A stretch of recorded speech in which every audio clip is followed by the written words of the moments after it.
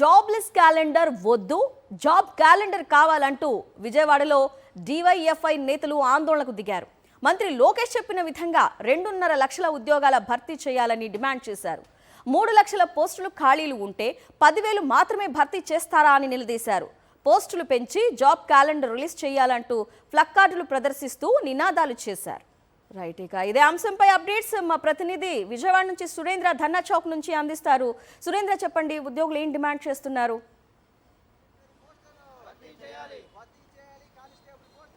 అరుణ, నిన్న కూటమి ప్రభుత్వం జాబ్ క్యాలెండర్ రిలీజ్ చేసింది. 10,060 పోస్టులతో జాబ్ క్యాలెండర్ ప్రకటిస్తున్నామంటూ కూడా ట్విట్టర్ వేదిక లోకేష్ విడుదల చేసిన పరిస్థితి. అయితే కూటమి ప్రభుత్వం విడుదల చేసిన జాబ్ క్యాలెండర్ మీద నిరుద్యోగులు అయితే ఆగ్రహాన్ని వ్యక్తం చేస్తున్నారు.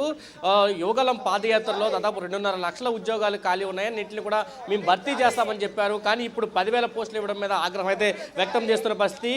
వెంటనే జాబ్ క్యాలెండర్ని వెనక్కి తీసుకొని దాన్ని మళ్ళీ తిరిగి 1,00,000 పోస్టులతో రిలీజ్ చేయాలంటూ డిమాండ్ చేస్తున్న పరిస్థితి కనిపిస్తుంది. మనతో పాటు డివైఎఫ్ఐ నాయకులు ఉన్నారు, వాళ్ళతో కూడా మాట్లాడుతున్నారు. సరే, ఏం చెప్తారు? నిన్న 10,000 పోస్టులు రిలీజ్ చేశాము, ఈ సంవత్సర కాలంలో ఈ 10,000 పోస్టులు భర్తీ చేస్తామంటూ నిన్న కూటమి నేతలు చెప్పిన పరిస్థితి.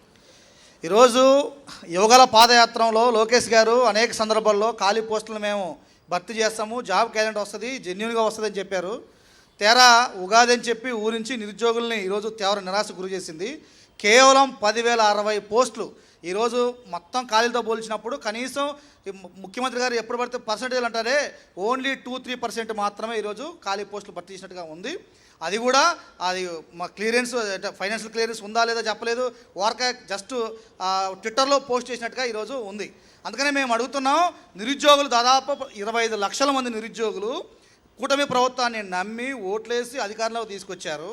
మాకు జాబ్ క్యాలెండర్స్ అని చెప్పి గత 2 ఏళ్ల నుంచి పస్తులుండి కోచింగ్లకు తిరుగుతూ పుస్తకాలు కొంటూ ఈరోజు గ్రంథాలయాల చుట్టూ, లైబ్రరీల చుట్టూ, అట్లాగే కోచింగ్ సెంటర్ చుట్టూ తిరుగుతూ ఉన్నారు.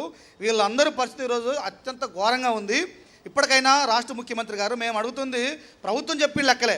రీసెంట్గా ఈరోజు హోంశాఖ మంత్రి గారు రీసెంట్గా అసెంబ్లీలో చెప్తూ ఒక సభ్యుడికి సమాధానంగా 10,000 ఖాళీలు పీసీ అంటే పోలీస్ కానిస్టేబుల్ 10,000 ఖాళీలు అని చెప్పారు. ఎన్ని ఉన్నాయి ఇందులో? కేవలం 1,790 పోస్టులు ఉన్నాయి. ఎక్కడ 10,000 ఖాళీలు, ఎక్కడ 1,700 ఖాళీలు భర్తీ చేస్తున్నారు? ఏంటిది అన్యాయం? అలాగే డిఎస్సి దాదాపు జూన్ నాటికి 6,000 మంది రిటైర్డ్ అవుతారని చెప్పి ప్రభుత్వం చెబుతుంది. మొత్తంగా వెరిసి దాదాపు 10,000 దగ్గర డిఎస్సి పోస్టులు ఖాళీలు ఉన్నాయి. అట్లాగే స్పెషల్ డిఎస్సి అని చెప్పి మరో 2,500 పోస్టులు భర్తీ చేయమని చెప్పి సుప్రీంకోర్టు ముట్టికాయలు వేసింది. వీటన్నిటిని కలుపుకొని కేవలం 2,565 పోస్టులు భర్తీ చేసినట్టుగా ఈరోజు షెడ్యూల్లో చెప్పడం అనేటువంటిది ఎంతవరకు న్యాయమని చెప్పి అడుగుతున్నాం. అట్లాగే లైబ్రరీని పోస్టులు ఆ రోజు చెప్పారు, ముఖ్యమంత్రిగా దుబాయ్లో ఉంటే దుబాయ్ నుంచే పర్యటన చేశాడు, అమరావతిలో అంతర్జాతీయ గ్రంథాలయం కడతాం 100 కోట్లతో అని చెప్పేసి ఒక రియల్టీ కంపెనీతో ఒప్పందం జరుగుతుందని చెప్పాడు. ఈరోజు రాష్ట్రంలో ఉండే వందలాది వేలాది గ్రంథాలయాల్లో ఖాళీ పోస్టులు భర్తీ కాక ఈరోజు 2 లక్షల మంది నిరుద్యోగులు ఆ కోర్సులు చదివి రోడ్ల మీద తిరుగుతూ ఉన్నారు. ఇందులో చూపించింది ఎన్నరా అంటే 100 పోస్టులు, పట్టుమని 100 పోస్టులు ఈరోజు భర్తీ చేస్తామని చెప్పి అక్కడ ప్రకటించారు.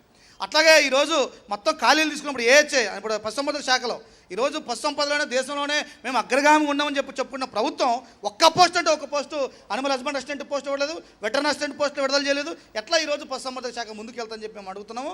అందుకనే ఈరోజు రాష్ట్ర ప్రభుత్వం అట్లాగే గ్రూప్ 1 గ్రూప్ 2 విషయంలో కూడా ఈరోజు 3,000 ఖాళీలు అని చెప్పేసి ఈరోజు 700 గ్రూప్ 2 ఇచ్చారు, 90-100 పోస్టులు గ్రూప్ 1 భర్తీ చేస్తామని చెప్పారు. వెరసి ఈరోజు రాష్ట్రంలో నిరుద్యోగుల్ని రాష్ట్ర ప్రభుత్వం మరోసారి కూటమి ప్రభుత్వం నయవంచన చేసింది. రాష్ట్ర ప్రభుత్వం ఇప్పటికైనా జాబ్ క్యాలెండర్ సవరించి 1,00,000 పోస్టులైనా కూడిన జాబ్ క్యాలెండర్ ప్రకటించకపోతే మాత్రం రాష్ట్ర వ్యాప్తంగా ఉద్యమాన్ని ఉధృతం చేస్తాం, నిరుద్యోగ సత్తా ఏంటో కూడా ఈ ప్రభుత్వానికి తెలియజేస్తామని చెప్పి తెలియజేస్తున్నాం. ఇది చెప్తున్నారు. ఖచ్చితంగా జాబ్ క్యాలెండర్ రీషెడ్యూల్ చేయాలి, 1,00,000 పోస్టులతోటి జాబ్ క్యాలెండర్ రిలీజ్ చేయాలి, లేకపోతే నిరుద్యోగులతో పెద్ద ఎత్తున ఆందోళన చేస్తామంటూ నిరుద్యోగులు హెచ్చరికలు అయితే జారీ చేస్తున్న పరిస్థితి కనిపిస్తుందని చెప్పాలి. అన్న right Surendra, thanks for the updates.